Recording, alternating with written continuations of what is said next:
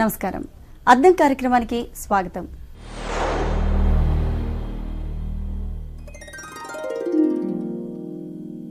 తెలుగునాట తిరుగులేని నేతగా ఎదిగి అన్ని వర్గాల ప్రజల అభిమానం చురుగన్న రాష్ట్ర ముఖ్యమంత్రి డాక్టర్ వైఎస్ రాజశేఖర రెడ్డి ఆకస్మిక మరణం కాంగ్రెస్ రాజకీయాలను మరోమారు సంక్షోభంలోకి నెట్టివేశాయి.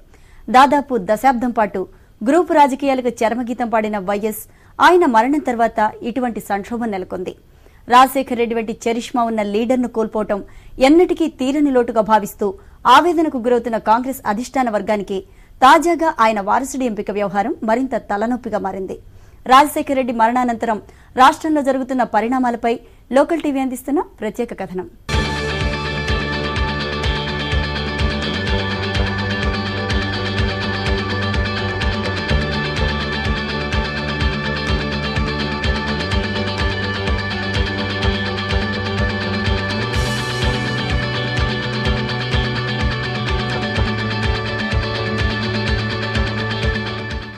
దివంగత ముఖ్యమంత్రి రాజశేఖర రెడ్డి కుమారుడు కడప పార్లమెంటు సభ్యుడైన వైఎస్ జగన్మోహన్ రెడ్డిని ముఖ్యమంత్రిగా చేయాలని రాష్ట్ర కాంగ్రెస్ శ్రేణులు బలంగా కోరుతుండటం, దీనికి కొందరు సీనియర్ నేతల నుంచి అభ్యంతరాలు వ్యక్తమవుతుండటం, వయస్సు, అనుభవం, పాలనాపరమైన చిక్కులు తదితర సాంకేతిక అంశాలు నాయకత్వ ఎంపికలో ఇమిడి ఉండటం వంటివి పార్టీ హైకమాండ్ను ఉక్కిరిబిక్కిరి చేస్తున్నాయి. జగన్ అనుకూల వ్యతిరేక వర్గాలు ఢిల్లీలో మకాం వేసి తమ తమ వాదనలను అధినాయకత్వానికి బలంగానే వినిపిస్తున్నాయి. వైఎస్ రాజశేఖర రెడ్డి వారసుడు ఎవరు? జగన్ కు ముఖ్యమంత్రి పదవి లభిస్తుందా? అధిష్టాన వర్గం ఆలోచన ఏమిటి? ప్రస్తుతం కాంగ్రెస్ వర్గాలకే కాకుండా అన్ని రాజకీయ పార్టీలో వినిపిస్తున్న ప్రశ్న ఇది. గల్లీ నుంచి ఢిల్లీ వరకు వైఎస్ వారసునిగా ఆయన కుమారుడు జగన్ కు ముఖ్యమంత్రి పీఠాన్ని కట్టబెట్టాలని ముక్త కంఠంతో చెబుతున్నారు. ఎంత ఒత్తిడి వచ్చినా అధిష్టాన వర్గం అనుకోని నిర్ణయాలు తీసుకున్న దాఖలాలు కాంగ్రెస్ చరిత్రలో లేదు. ఇది దివంగత రాజశేఖర రెడ్డి కూడా అనుభవమే. జగన్ కు ముఖ్యమంత్రి పదవి ఇవ్వాలని చాలా మంది కోరుతున్నప్పటికీ కొందరు కాంగ్రెస్ నాయకులు వ్యతిరేకిస్తున్నారు. కొందరు అనడం కన్నా ఇద్దరు ముగ్గురు అని చెప్పొచ్చు.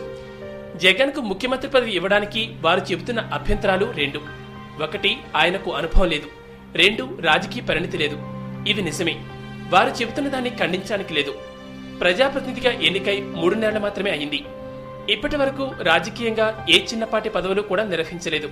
కనీసం పార్టీ పదవిని కూడా ఆయన చేపట్టలేదు. ఈ కోణంలో చూస్తే వారి వాదన నిజమే.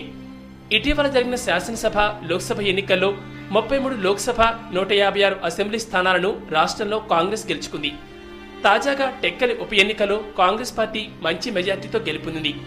టెక్కలి ఉప ఎన్నికకు స్వయంగా వైఎస్ జగన్ ప్రచారం నిర్వహించినప్పటికీ గెలిపించాలని మాత్రం కోరారు.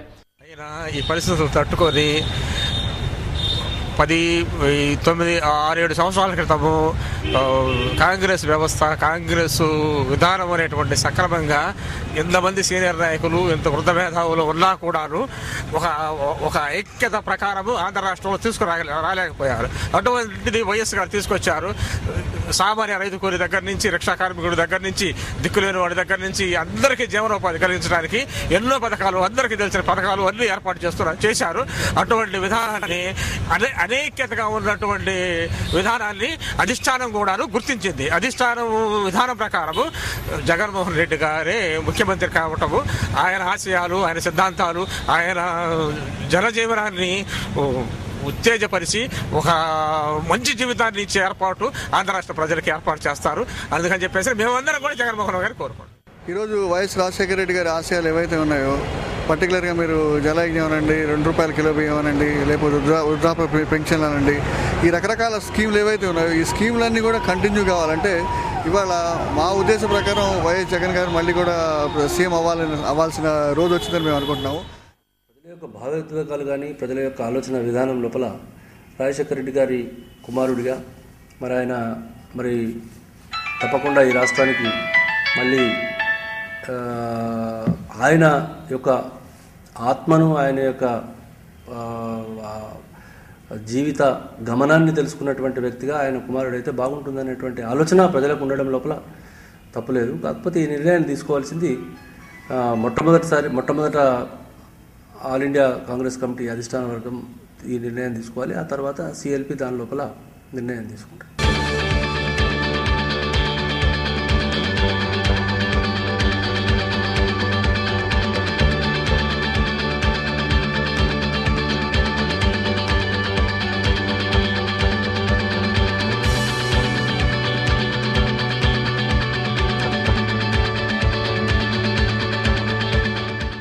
అద్దం కార్యక్రమంలో ఇప్పుడు కాసేపు ప్రకటనలు.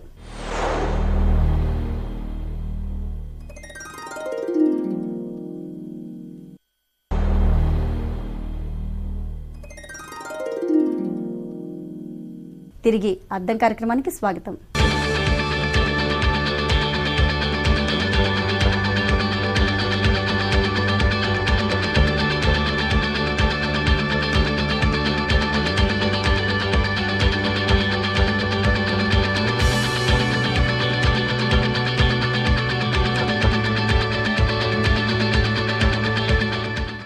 గాంధీభవన్లో ఏర్పాటు చేసిన సంతాప సభ సవ్యంగా జరగకుండా కార్యకర్తలు అడ్డుపడ్డారు. పీసీసీ అధ్యక్షుడు డి శ్రీనివాస్ మాట్లాడకుండా అడ్డుకున్నారు. వ్యతిరేక నినాదాలు చేశారు. ఇలాంటి పరిణామాలతో అధిష్టానం అవాక్కైంది. పరిస్థితి శృతిమించబోతోందని గ్రహించిన పార్టీ అధిష్టానం అవసరమైతే కొన్ని కఠిన చర్యలు తీసుకోవడానికి కూడా సిద్దమైంది.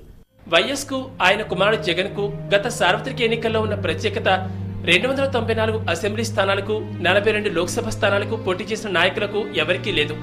తాము ఎన్నికల్లో పోటీ చేస్తూ ఇతర నియోజకవర్గాల్లో ప్రచారం నిర్వహించిన ప్రత్యేకత వీరిద్దరికి మాత్రమే ఉంది. జగన్ తమ నియోజకవర్గాల్లో ప్రచారం చేయాలంటూ అప్పట్లో కాంగ్రెస్ అభ్యర్థుల నుంచి విపరీతమైన ఒత్తిడి వచ్చింది. జగన్ కు రాజకీయ అనుభవం లేదని చెబుతున్న నాయకులు గత ఎన్నికల్లో ఏమాత్రం ప్రచారం చేశారన్నది అందరికీ తెలిసిందే. ప్రజలతో వారికున్న సంబంధాలు ఏమిటన్నది కూడా వేరే చెప్పనవసరం లేదు. పాలనా అనుభవం లేదన్నది మరో అభ్యంతరం. పాలన అనేది కేవలం ప్రభుత్వ పదవులను నిర్వహించవలనే కాదు. జగన్ ఆధ్వర్యంలో ఎన్నో సంస్థలు ఉన్నాయి. ఒకదానికి మరోటి సంబంధం లేని రంగాల్లో ఆయన సమర్థమైన యువ పారిశ్రామికవేత్తగా నిరూపించుకున్నారు. కోట్లాది రూపాయల పెట్టుబడితో పెట్టిన అనేక సంస్థల్ని విజయవంతంగా నిర్వహిస్తున్న వ్యక్తికి 30 నుంచి 40 మంది మంత్రుల తోడు, వందలాది ఐఏఎస్, ఐపీఎస్ అధికారులు, లక్షలాది ప్రభుత్వ సిబ్బంది ఉన్న ప్రభుత్వాన్ని నిర్వహించడం పెద్ద సమస్య కాబోదు. డాక్టర్ వైఎస్ 2004లో ముఖ్యమంత్రి పదవి చేపట్టే నాటికి అధికారానికి ఆయన 2 దశాబ్దాల పాటు దూరంగా ఉన్నారు. 5 ఏళ్ల పాటు ముఖ్యమంత్రిగా పనిచేసినప్పటికీ అధికారులపై వైఎస్ కు పట్టు లేదన్న విమర్శలు సొంత పార్టీలోనే వినిపించాయి. అయినప్పటికీ గత అసెంబ్లీ ఎన్నికల్లో కాంగ్రెస్ అధిష్టానం ఊహించిన దానికన్నా ఎక్కువ విజయాన్ని సాధించి పెట్టారు.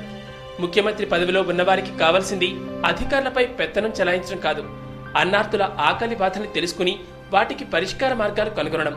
వైఎస్ ఈ మార్గాన్ని అనుసరించారు. కాబట్టే కులం, మతం, పార్టీలతో కూడా సంబంధం లేకుండా ప్రతి పల్లె కన్నీరు పెడుతోంది. అలా అంటే ఏంటంటే వెంటనే వారసత్వ రాజకీయాలు కూడా ప్రజాస్వామ్య పద్ధతి కరెక్ట్ కాదు అనే వాళ్ళు కొంతమంది ఉన్నారు. ఏది ఏమన్నా కూడా ఆయన ఆత్మ శాంతించాలంటే మాత్రం జగన్ గారు డెఫినెట్గా సక్సెస్ఫుల్ రాజకీయం చేయగలరన్న నమ్మకాన్ని ప్రజలకైతే ఉన్నదాన్ని చెప్పడంలో నేను కూడా ఏమీ వెనకంజ వేయడం లేదు. 100%గా ఆ పిల్లాడికి పుట్టుక నుంచి వారసత్వ రాజకీయాలు ఉన్నాయి, లక్షణాలు కూడా ఉన్నాయి. లీడర్గా తన తండ్రి ఏం చేశాడో ఆశయాలకు అన్నిటికీ ఎలా నడవాలన్నది ఒక నిబద్ధత కూడా ఉంది. కాబట్టి మంచి నాయకుడు వయసుతో నిమిత్తం లేకుండా, ఎందుకంటే చిన్నవాళ్ళు కూడా ప్రధానమంత్రులుగా ఉన్నారు, చిన్నవాళ్ళు కూడా ఈరోజు ఎంపీలుగా ఉన్నారు. రాజకీయాల్లో అనుభవం అనేది అదృష్టం కలిసి వస్తున్నప్పుడు ఆటోమేటిక్ అనుభవం వస్తుంది.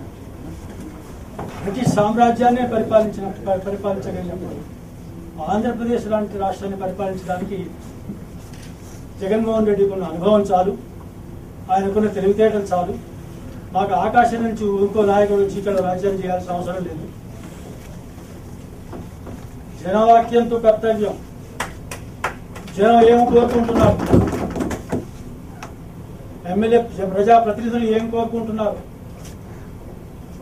ఆయనకు ఆ అనుభవం తక్కువ, వయసు తక్కువ ఉండడమే ఆయన అదృష్టం. జగన్మోహన్ రెడ్డి ఆరోగ్యం సరిగ్గా లేని వాళ్ళు, వయసు ఉడిగిన వాళ్ళు, పెద్దవాళ్ళు అనేక మంది ఉన్నారు సలహాలు చెప్పడానికి. వారి సలహాలు తీసుకుని వాళ్ళ అనుభవాన్ని మనం ఉపయోగించుకొని జగన్మోహన్ రెడ్డి గారికి చేతుల్ని అలా మనం చేకూర్చాల్సిన అవసరం ఉంది. ఎందుకంటే 8 కోట్ల మంది గుర్తుపట్టగలిగిన నాయకుడు జగన్మోహన్ రెడ్డి. డాక్టర్ రాజశేఖర్ అంటూ ఉన్నది సిఎల్పి నాయకులను ఎన్నుకునే విషయంలో ఆ విధానం ప్రకారం ఆ కార్యక్రమం జరుగుతుంది.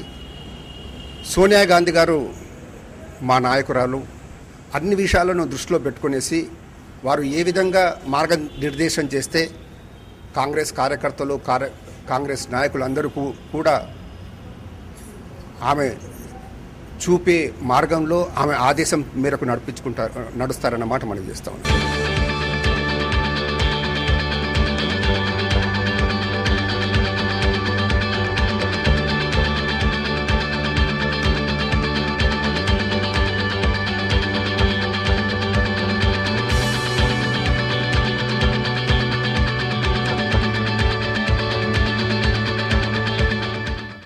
ఒక షార్ట్ బ్రేక్.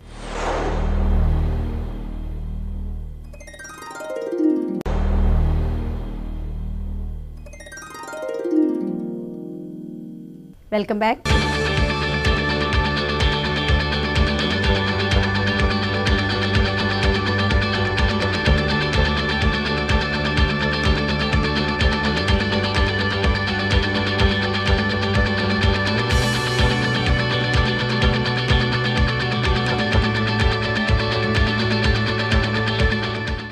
వయస్సు, అనుభవం, ప్రస్తుత పరిస్థితులు జగన్కు ప్రతికూలంగా మారుతున్నాయి.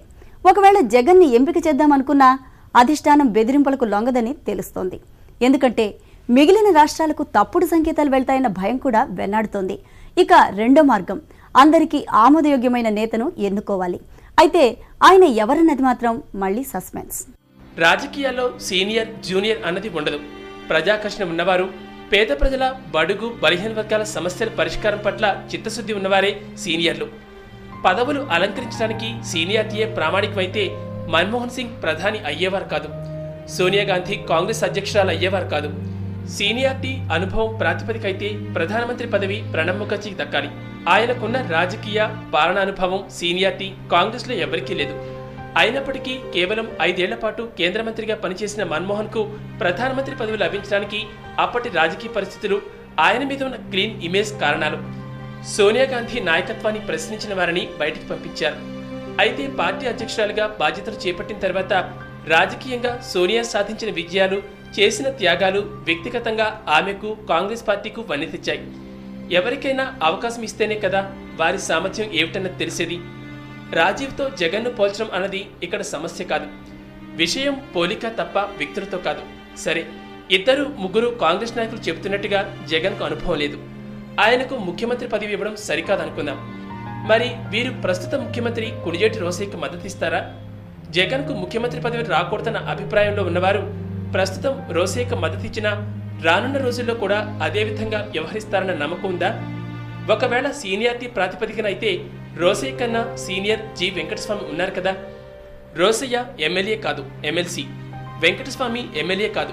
వెంకటస్వామికి సుదీర్ఘ రాజకీయ అనుభవం, పాలనానుభవం ఉంది. కాబట్టి సీనియర్ అయిన వెంకటస్వామికి ముఖ్యమంత్రి పదవి ఇస్తే వీరు అంగీకరిస్తారా? ప్రస్తుతం అందరి నోట వినిపిస్తున్నది ఒక్కటే మాట, ముఖ్యమంత్రి పదవి జగన్కి ఇవ్వాలని. అందరూ ఒక్క మాటగా చెబుతున్న దానిపై నిర్ణయించాల్సింది సోనియా గాంధీ ఒక్కరే. పార్టీలు, ప్రభుత్వంలో ఎవరు ఏ పదవిలో ఉన్నా అది అధిష్టానం చెలవుతోనే వచ్చిందని వారు అనుకునేలా, తమ కనుసనల్లో మెరిగేలా చేయడం అన్నది అధిష్టానం సంస్కృతి, సంప్రదాయం. అందువల్ల ఒత్తిళ్లకు తలొగ్గి జగన్కు ముఖ్యమంత్రి పదవి ఇచ్చామన్న పేరు రావడం అధిష్టాన వర్గానికి ఎంతమాత్రం ఇష్టముండదు. ఇటువంటి వాటిని సహించదు, అంగీకరించదు. అందుకే ఈ వ్యవహారంలో అధిష్టానం కొంత జాప్యం చేయవచ్చు. చివరికి ప్రజాభిష్టాన్ని అధిష్టాన వర్గం మన్నించవచ్చు. అది కూడా తన నిర్ణయంగా మాత్రమే. 7 కోట్ల ప్రజానికం ఆశాజ్యోతి లేరని ఎంతో బాధతో ఉన్నాము. ఇప్పుడు ఆయన తనయుడు జగన్మోహన్ రెడ్డి ముఖ్యమంత్రి అవుతే చాలా మంచిదని మేము అనుకుంటున్నాము. ఎందుకంటే ఆయన ఆశయాలు ఏవైతే ఉన్నాయో, కాంగ్రెస్ని అయితే రప్పించుండో, కాంగ్రెస్కి అయితే ప్రాణదానం చేసిండో, ఆయన తనయుడికి ఇస్తే రేపు రాబోయే రోజులలో కూడా ఇదే విధంగా జరుగుతుందని మేము ఆశిస్తున్నాము. మేము క్యాంప్ హౌస్కి జగన్ని కలవటానికి వచ్చాము. అదేవిధంగా మా ప్రోగ్రామ్స్, మేము చేపట్టే కార్యక్రమాలు జగన్ గారికి కూడా ఎక్స్ప్లెయిన్ చేసి, జగన్ గారు ముఖ్యమంత్రి అయ్యే వరకు మేము ఈ పోరాటం ముందుకు తీసుకెళ్తాము. అధిష్టానానికి మేము చేపట్టిన కార్యక్రమాలు కూడా తెలియజేసి తప్పకుండా జగన్ని ముఖ్యమంత్రి కావాలని మేము అందరం ఆశిస్తున్నాం. కాంగ్రెస్ అధిష్టాన వర్గం ముఖ్యమంత్రి పదవికి జగన్ సరైన వ్యక్తి అని భావించి నిర్ణయిస్తే జగన్మోహన్ రెడ్డి చీఫ్ మినిస్టర్ అవుతాడు. ఒకవేళ రోసయ్యను కొనసాగిస్తే జగన్మోహన్ రెడ్డిని కేంద్ర మంత్రివర్గంలోకి తీసుకోవటమో, పార్టీ పరంగా కీలక బాధ్యతలు అప్పగించటమో జరిగే అవకాశం ఉంది. లేదా 2014 నాటికి జాతీయ స్థాయిలో ప్రధాన అభ్యర్థిగా రాహుల్ గాంధీ, రాష్ట్ర ముఖ్యమంత్రిగా జగన్మోహన్ రెడ్డిని ఎన్నికల కథన రంగంలోకి దించాలని అధిష్టాన వర్గం యోచిస్తోంది. ఇదే పరిష్కార మార్గంగా అధిష్టానం భావిస్తోందని పుకార్లు, షికార్లు చేస్తున్నాయి. ఇదిలా ఉండగా త్వరలో జరగనున్న సీఎల్పీ సమావేశంలో జగన్ అభ్యర్థిత్వాన్ని బలపరిస్తే పార్టీలో చీలక తథ్యమన్న వాదన బలంగా వినిపిస్తోంది.